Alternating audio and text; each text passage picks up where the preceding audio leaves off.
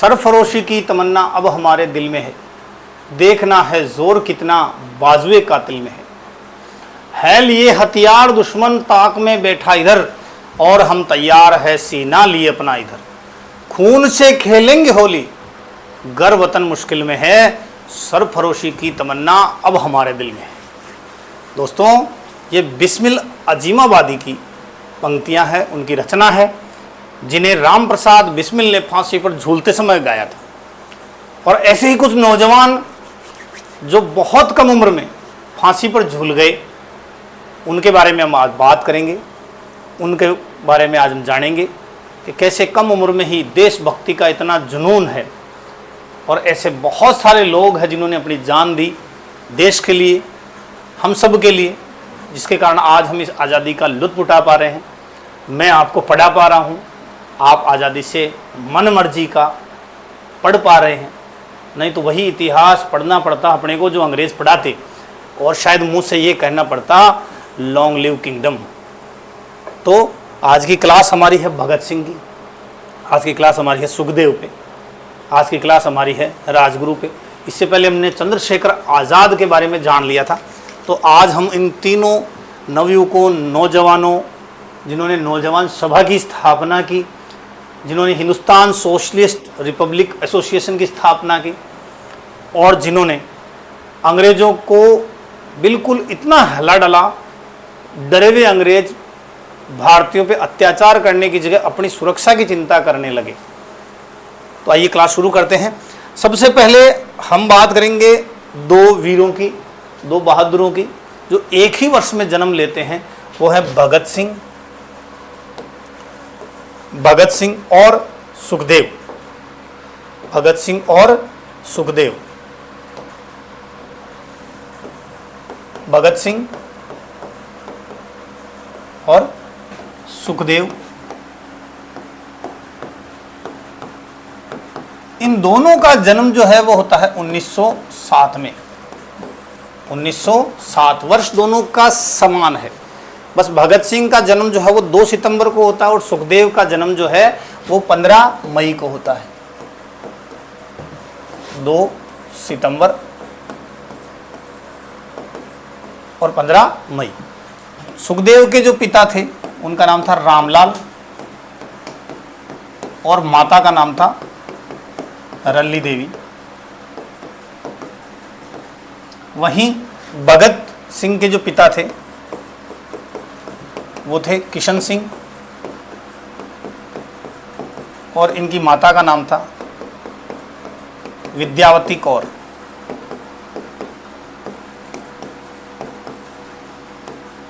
दोनों पंजाब में ही जन्मे, दोनों पंजाब में जन्मे, जहां सुखदेव का जन्म होता है गोपर में, गोपर पंजाब, और भगत सिंह का जन्म भी लोयलपुर में, और ये भी कहां पर है, पंजाब में।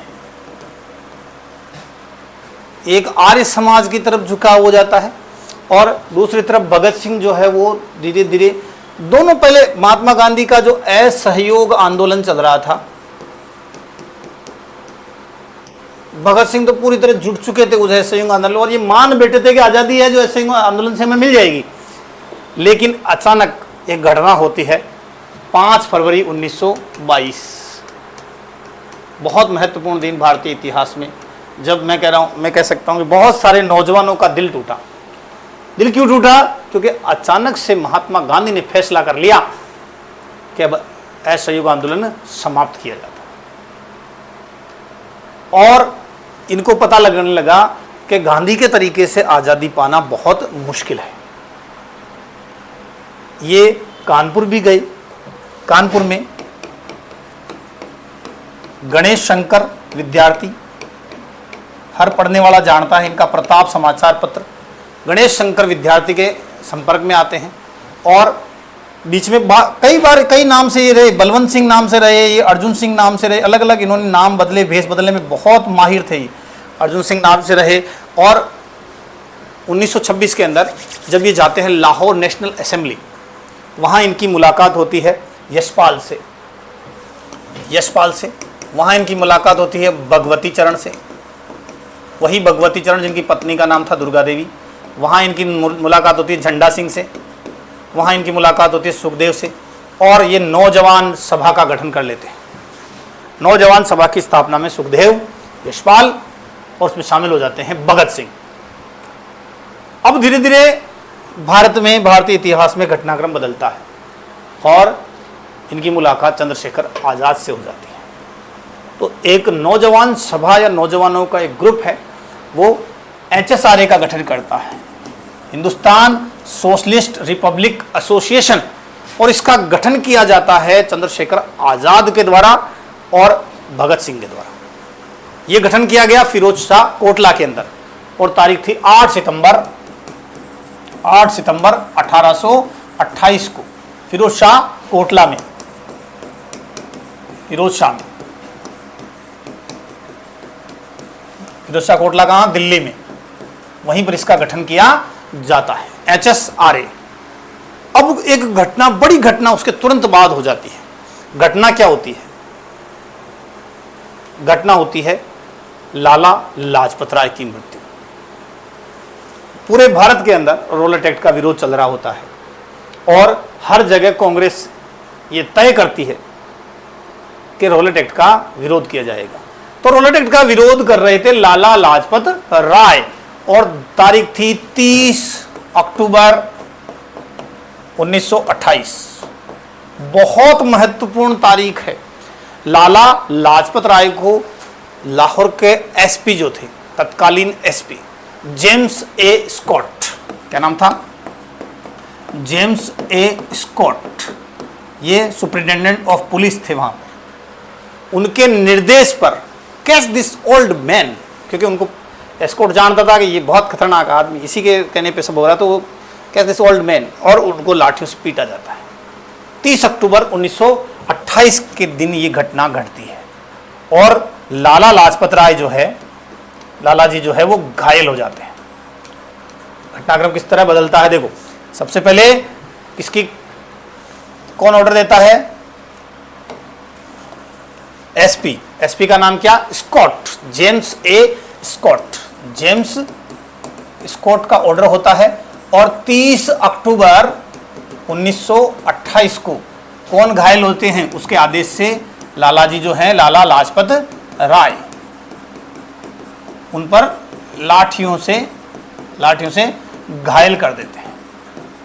अब कुछ समय घायल रहते हैं, कुछ दिन घायल रहते हैं, लेकिन अगली डेट आती है 17 नवंबर 1928 के दिन उनकी क्या हो जाती है? मृत्यु हो जाती है।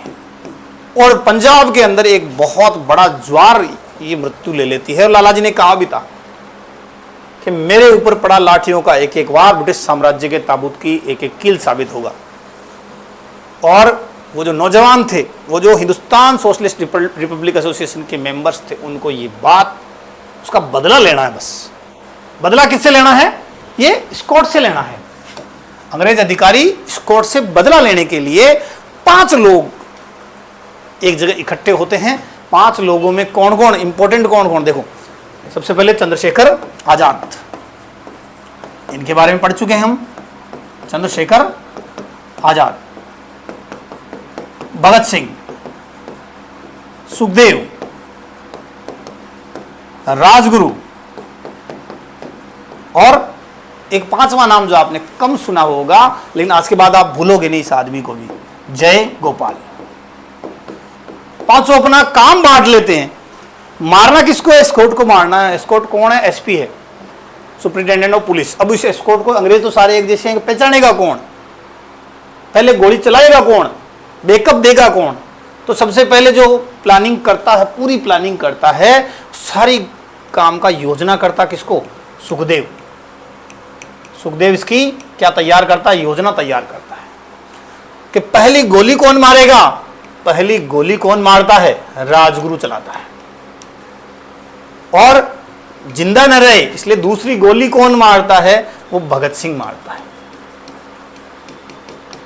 अगर कोई इधर उधर से बचाने के लिए आए तो बैकअप कौन देगा?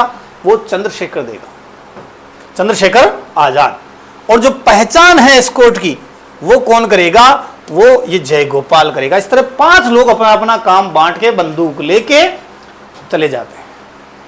लेकिन गलती से गलती से उस एस्कॉट, जेम्स एस्कॉट की जगह, एसपी साहब की जगह एडिशनल एसपी साहब जो थे जिनका नाम था सैंडर्स। ये जो सैंडर्स है, डेट क्या, एक महीने बाद 17 दिसंबर 1928 के दिन की बात कर रहा हूं मैं। 17 दिसंबर 1928 को सैंडर्स जो है वो पहले निकल आता है और जयगोपाल गलत पहचान कर देता है, इशारा कर देता है कि यही एस्कॉट है। अब जैसे ही एस्कॉट को देखता है, योजना के अनुसार पहली गोली चलाता है उस पर राजगुरु और दूसरी गोली धड़ाम से उस पर चलाता है भगत सिंह। और अचानक से उसको बचाने के लिए एक चानन सिंह नाम का व्यक्ति आता है। चानन सिंह नाम का पुष्कर्मी आता है, जिसको कौन, चंद्रशेखर आजाद जो है वो गोली मार देते हैं, क्योंकि था बैकअप देना है चंद्रशेखर आजाद को। और वो सारे वहां से बचकर भाग निकलते हैं। लेकिन बाद में पता चलता है कि हमने एस्कॉट की जगह किसको मारा है, सैंडर्स को मारा है। तो कोई बात नहीं, एसपी नहीं तो एडिशनल एसपी, और पूरे लाहौर में हो जाता है, घोषणा हो जाती है कि लाला साहब की मृत्यु का बदला ले लिया गया। 3 इंपॉर्टेंट तारीखें, लाला साहब पर हमला 30 अक्टूबर 1928, 30 अक्टूबर 1928, मृत्यु 17 नवंबर 1928, सॉरी 17 नवंबर 1928 को मृत्यु। और इस घटना का बदला 17 दिसंबर 1928, किसकी हत्या, सैंडर्स की हत्या। अब बड़ी दिक्कत हो गई, चारों तरफ नाकेबंदी और पहचान की जाने लगी। तो जिन भगवती चरण के साथ काम किया था भगत सिंह ने, उनकी पत्नी थी, वो कहती है मैं निकालूंगी। इसका बहुत अलग से कभी क्लास भी लेंगे। तो भगत सिंह क्योंकि नाम बदलने में माहिर थे, तो दुर्गा देवी बनती है इनकी पत्नी, दुर्गा देवी पत्नी बनती है, भगत सिंह इनके पति बनते हैं। और राजगुरु जो है वो नौकर का वेश धारण करते हैं। और सैंडर्स की हत्या के बाद तीनों पहुंच जाते हैं कोलकाता, उस समय का कलकत्ता, बचकर भाग निकलते हैं। लेकिन कुछ समय बाद वापस, क्योंकि क्रांतिकारियों के मन में शांत बैठना, छुप के बैठना तो परिभाषा में नहीं है, उनको लगा कि ऐसे बच के भागने से हमारा संगठन जो है कमजोर होगा। चंद्रशेखर आजाद इसके पक्ष में नहीं है। एक कानून लाया जा रहा है, सेंट्रल असेंबली जो दिल्ली की है, उस सेंट्रल असेंबली में एक कानून बनाया जा रहा था। कानून था public safety bill, public safety bill, और एक लैंड बिल भी था। तो ये कानून जब चल रहा था तो उनको लगा कि बहरे लोगों को जगाने के लिए धमाके की जरूरत होती है। तो उस सेंट्रल असेंबली के अंदर बम फोड़ने का निश्चय करते। मैंने आपको बताया एक बात कि आजाद, चंद्रशेखर आजाद इसके पक्ष में नहीं थे, लेकिन फिर भी 2 लोगों को चिन्हित किया जाता है। 8 अप्रैल 1929 को बटुकेश्वर दत्त और भगत सिंह, इन दोनों लोगों ने सेंट्रल असेंबली पर क्या फेंके, बम फेंके। बम जहां फेंके वहां खाली जगह थी ताकि किसी को नुकसान न पहुंचे, क्योंकि वो जानते थे अगर कोई व्यक्ति मरा नहीं, घायल नहीं हुआ तो अंग्रेज हमारे को सजा नहीं दे सकते, और पूरे भारत में इस तरह ही चर्चा हो जाएगा। अब धीरे धीरे क्या हुआ, ये जो घटना थी सेंट्रल असेंबली में बम ले जाना और बटुकेश्वर भगत सिंह का बम फोड़ना, अब उसके बाद में धीरे धीरे अखबारों की सुर्खियों में भगत सिंह आने लगे और उनके विचार, इनकी लाइन जो है बहुत सारे युवा करने लगे। तो आनंद फानन के अंदर इन पर केस चलाया गया और एक एडिशनल डिस्ट्रिक्ट मजिस्ट्रेट थे जिनका नाम था पुल, एडीएम पुल ने इन्हें आजीवन कारावास सुनाया। लेकिन क्योंकि ये इतने पॉपुलर हो चुके थे कि आजीवन कारावास से तो ये हमेशा के लिए हेडेक बना रहेगा। तो अब जो पुराना जो केस था, जो कौन सा केस था, सैंडर्स की हत्या का, सैंडर्स की हत्या का। उस पर जबरदस्ती झूठे गवाह खड़े किए गए और इन लोगों को फंसाने का काम किया गया। इसे सैंडर्स की हत्या का केस जो है, इसको लाहौर षड्यंत्र के नाम से जाना जाता है। लाहौर षड्यंत्र। मैं फिर से आपके सामने 3 तारीखें रिपीट करना चाहूंगा। 30 अक्टूबर 1928 लालाजी और लाठियां।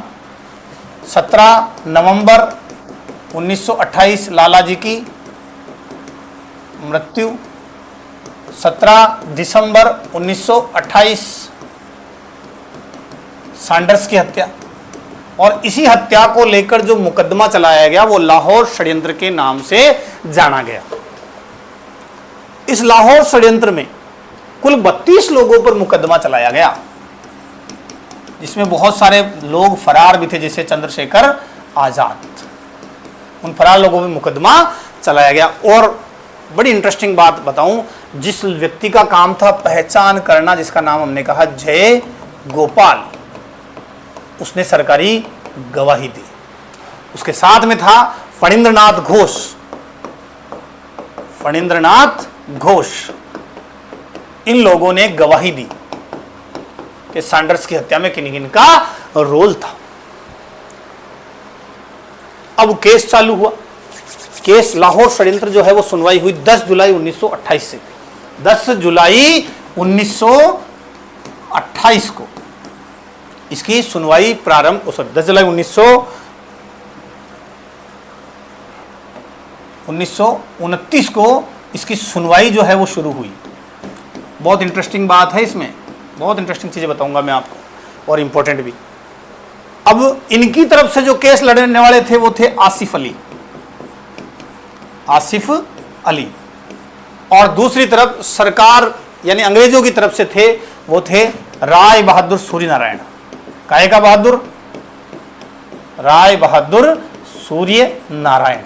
ये आसिफ अली ने सारे जतन कर लिए, लेकिन इसको लग गया कि अंग्रेज इसको फंसा के मानेंगे, तो इसने राय दी भूख हड़ताल कर दो, भूख हड़ताल कर दो, जिससे तुम लोग यहां लेकर भी नहीं आ पाएंगे और तुम्हारे खिलाफ सुनवाई भी आगे टलती रहेगी। तो जो भगत सिंह थे, सुखदेव थे, राजगुरु थे, इन्होंने क्या कर दी? भूख हड़ताल कर दी। अब डरे हुए अंग्रेज इस भूख हड़ताल से डर गए थे बुरी तरह, तो उन्होंने एक अध्यादेश लाया और उस अध्यादेश में कहा 1 मई 1930 को एक अध्यादेश लाया गया और कहा कि अगर जिस पर आरोप है वो कोर्ट में आ नहीं सके तो भी उस पर सुनवाई जारी रखी जा सकती है और उनको सजा भी सुनाई जा सकती है और उनको अपील का कोई अधिकार नहीं। ऐसा एक सेपरेट बिल लाया गया। किसको सजा देनी थी? भगत सिंह, सुखदेव और राजगुरु को। इसलिए 1 मई 1930 को एक बिल लाया गया और बिल के आधार पर अगर वो भूख हड़ताल पे हैं और कोर्ट में पेश नहीं हो सकते तो भी उनके खिलाफ केस चलाया जा सकता है। और तारीख आ गई 7 अक्टूबर 1930। 7 अक्टूबर 1930। एक बार मैंने कहीं पढ़ा था 14 फरवरी वैलेंटाइन डे को मैं इसलिए नहीं मनाना चाहिए कि भगत सिंह, सुखदेव, राजगुरु को क्या है फांसी की सजा उस दिन सुनाई गई थी। भाई व्हाट्सएप यूनिवर्सिटी है, कुछ भी चलाया जा सकता है।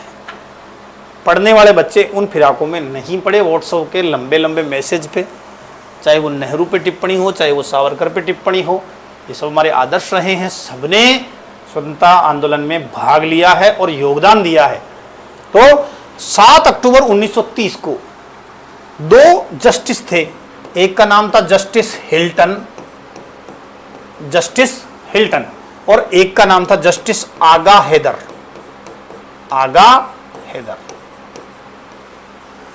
इनको सजा सुनानी थी। सजा क्या बोलनी है, क्या सजा देनी है, क्या आरोप तय करने, सब तैयार था।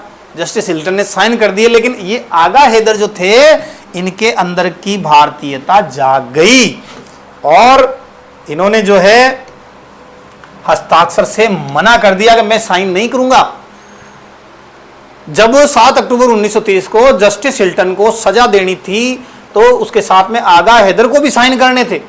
भगत सिंह, सुखदेव और राजगुरु को फांसी की सजा पे, लेकिन आगा हैदर ने कहा कि मैं इस पर साइन नहीं करूंगा, ये गलत है, और अपनी नौकरी को ठोकर मार दी। उन्होंने सजा पे साइन करने से मना कर दिया और अपना इस्तीफा भी सौंप दिया। तो उनकी जगह, जस्टिस आगा हैदर की जगह जस्टिस सादीलाल ने हस्ताक्षर किए, और इन दोनों जजों के हस्ताक्षर के बाद 23 मार्च 1931 को, वेरी वेरी इंपॉर्टेंट डेट, 23 मार्च 1931 को भगत सिंह, सुखदेव और राजगुरु को जो है फांसी की सजा दी गई। हालांकि एक दिन बाद होनी थी सजा, लेकिन अंग्रेज इतने डरे हुए थे, इन तीनों को फांसी की सजा दे दी गई। और जिस समय कहते हैं सजा होनी थी, उसके पहले महात्मा गांधी और इरविन की मुलाकात होनी थी, तो लोगों को बहुत आशा थी कि गांधी जी बचा लेंगे। लेकिन गांधी और इरविन की मुलाकात हुई, सारी बातें हुई, इरविन ने खुद ने लिखा कि I am surprised, Gandhi ji ने एक शब्द भी नहीं बोला। और लास्ट में जब मुलाकात खत्म होने वाली थी तो मैंने गांधी को पूछा भी, एनीथिंग यू वांट टू से, तो उन्होंने कहा नथिंग। तो उन्होंने कहा भगत सिंह और सुखदेव, मैंने उनका नाम लिया, तो उन्होंने कहा that is your law and order problem, ये मेरी प्रॉब्लम नहीं है, ये आपके लॉ एंड ऑर्डर की प्रॉब्लम, आप देखिए इसे। तो कुछ बातें हैं जो अंग्रेजों ने कही, सत्य है असत्य है वो है, लेकिन सब विचारों के घेरे में है। एक कम्युनिस्ट विचारधारा को मानते थे, इनकी एक पुस्तक भी थी, why I am atheist, why I am atheist, इनकी एक रचना भी है, वाई आई एम एथिस्ट, ये भगत सिंह की रचना है। और कहते हैं जब उनको फांसी लगाई जानी थी उससे पहले वो लेनिन की जीवनी पढ़ रहे थे। लेकिन वकील कौन था? वकील था आसिफ अली, और जिस जज ने, उसका नाम था आगा हैदर, उसने इस्तीफा दे दिया। सजा किसने सुनाई फिर? सादीलाल ने। और उसके साथ अंग्रेज जो जज था उसका नाम था Justice Hilton, Justice C Hilton. 3 क्रांतिकारियों को साथ साथ सजा दी गई। कब दी गई? 23 मार्च 1931। बहुत सारे लोग इसको शहीद दिवस भी कहते हैं, हालांकि भारतीय रूप से शहीद दिवस जो है वो 30 जनवरी 1948 को मनाया जाता है, क्योंकि महात्मा गांधी की उस दिन हत्या की गई थी। लेकिन 23 मार्च 1931 का दिन भी हमारे लिए उतना ही दुखदायी है, क्योंकि 24 साल के, कब पैदा जन्म हुआ? 1907 में, और फांसी कब मिली? 1931 में, यानी लगभग 24-25 साल के नवयुवक जिन्होंने देश के लिए अपनी जान दे दी। सारे महत्वपूर्ण प्रश्न हमने देखे हैं, और इनकी जीवनी से बहुत सारे लोग प्रेरणा लें, किस तरह देश के लिए जिया जाता है और देश के लिए मरा भी जा सकता है। और इनके बलिदान के बाद एक क्रांति जो है और उफान पे भी आई, बहुत सारे लोगों में जुनून भी जागा। तो आज हमने भगत सिंह पे चर्चा की, आज हमने सुखदेव पे चर्चा की, और जल्दी अगली क्लास लेके आएंगे। आप ये क्लासेस देखते रहिए, नोट्स बनाइए और जुड़े रहिए दिशा इराज के साथ। बहुत बहुत धन्यवाद।